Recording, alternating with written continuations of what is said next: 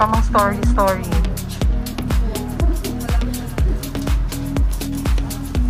Sabi ko nga kasi sa inyo, i-ano natin,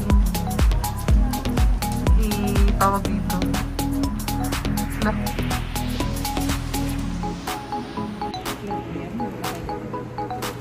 Ilis. Bongga. Oo nga eh. Ano po yun? Ilis.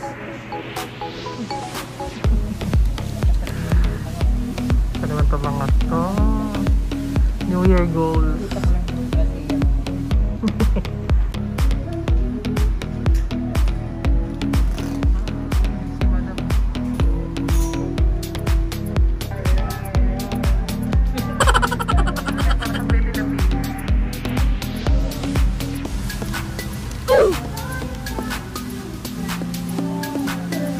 Mother knows best. May tinta ka na ng pikit. Iba din, ang ganda. Oh, retouch. Oh, patingin ako sa'yo, Betelapea.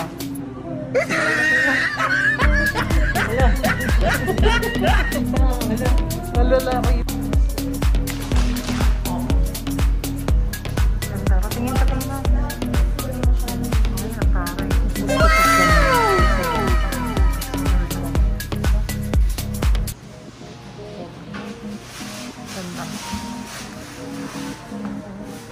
Happy New Year!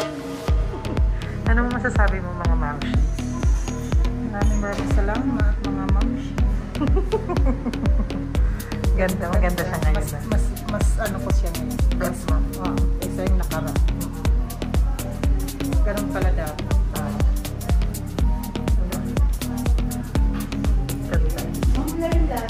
Dapat ayan ang alagaan mo yung mga tutubo.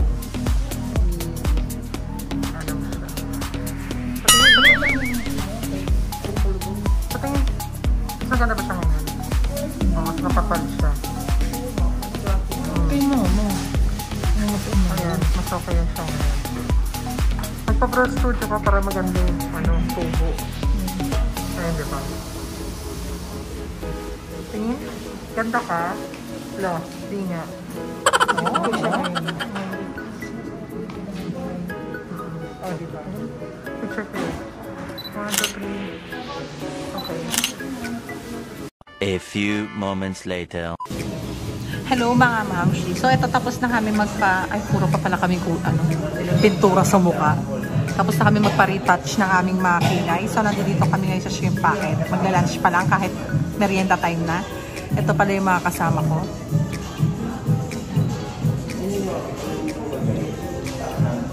Gutom na kami. Ang tagal namin hindi nakakain sa shrimp packet simula nung nag-COVID. Almost 1 year. Oo. Last nakain namin yung birthday ni Papa. Ito yon. Mag-1 year na. So ngayon lang ulit. Tapos wala pa kanina dun sa Terraso Mall. Sarado yung branch nila dun. So dumayo pa kami rito sa may Trinoma. Ito, bukas. Buti na lang available sa kanila dito yung dining. So ito ngayon, kain-kain muna. Ito na yung pala yung kilay namin. Medyo, sa akin wala masyadong pinagbago kasi maganda na talaga ako. Pero dito sa mga kasama ko, medyo makikita niyo pinagbago para na naman silang hinulog mula sa langit at tumama sa lupa. Kaya naging ito.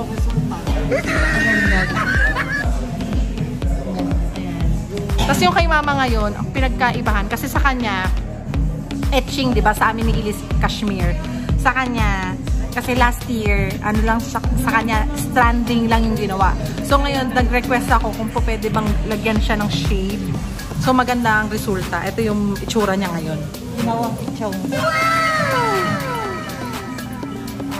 Di ba mas plakado ngayon yung kilay ni Mother kaysa nung nakaraan na unang sabak niya ng pang-pretty look. Ngayon medyo okay. Sa akin medyo dinagdagan lang ng shading. Retouch lang talaga. Kasi maganda na talaga eh. So ito, pakain na nga kami. Wala na akong masabi. Magpipicture-picture muna. See you later. Mga mamshi, ito nga natatawa nga ako. Kasi diba, social distancing. Pero pagdating sa bahay, wala naman kaming ganun. Pero dito, tingnan mo, 1 seat apart. Kami ni Mama, hindi kami magkatapat. So, nandoon siya. Ganon din to si Elise. Wala rin siya kasama. So, ganyan. Ganito yung tsura namin. Ganda-ganda sa sarili si ate. Oh. Oh, di ba? Oh. Oh. At oh. Oh, pa. Oh. Oh, pa. Oh. Ayan. Pinantay na namin food namin. Ewan ko bakit nagkumoporma itong mga to, hindi naman ako magpipicture. So ito na mga mamshi, tapos na kami kumain sa shrimp bucket. So napunta kami dito sa Landmark. Naghahanap lang ako ng t-shirt para sa New Year. Napadpad kami. Dito! Ay Diyos ko, nakakabuang. Tingnan mo naman yung laman ng card.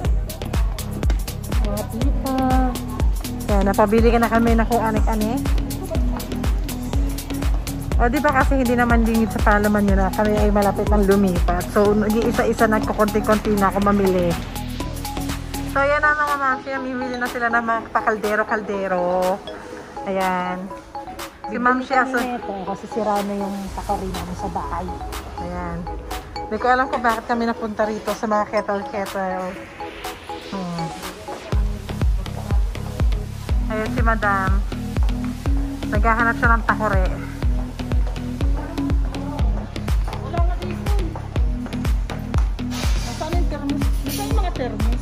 Hiwa-hiwalay.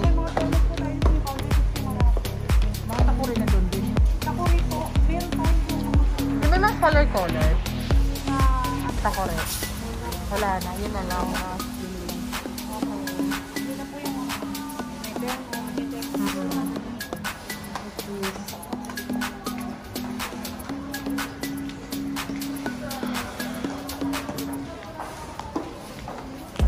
ayun o. May bar game doon o. Ayun o. Maganda. Maganda rin. Doon mo kasi may mga ano. Ang tawag doon, serving spoon. Doon o. Hi guys! Tapos pakilay sila mamusunan na silang pasilubang. Tapos ililigpit ako nila ate. Ito yung malaluan ko yan. May iba pa. Tapos nandun yung bag.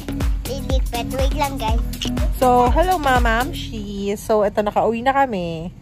Ito na yung latest sa kilay.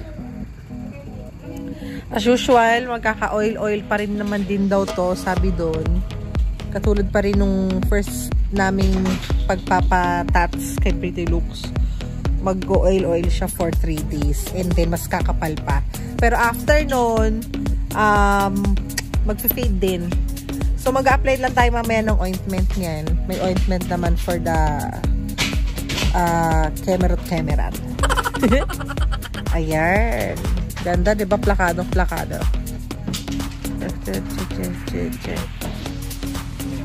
So, mag-vlog daw muna si Sia. Wait lang. Kakagulo sila kasi kauuni lang namin. Sobrang traffic sa Fairview. Hindi kami ka-dentist guys. Yeah. Tingnan Hindi nyo. kami nakapagpa-dentist mga mamshi. Hello. Bukas na lang. Tingnan nyo guys. Bulok na yung ipin ko. Tingnan nyo. Hello everyone. Hello mga ko. Hello mga mamsi. Bulok na yung ipin niya. Kaya magpapadentist kami. Kaso nga hindi kami umabot kasi nga nung oras na kami nakauwi. Gawa nga ang traffic sa Fairview. So, bukas na lang kami magpapadentist at isasama namin kayo. Yeah. Papunta sa dentist ni Sia at ni ate. Magpapalinis sila at magpapapasta ng mga Ipin. sabihin niya, see you tomorrow na. See you tomorrow na. Oopsie. Bye-bye.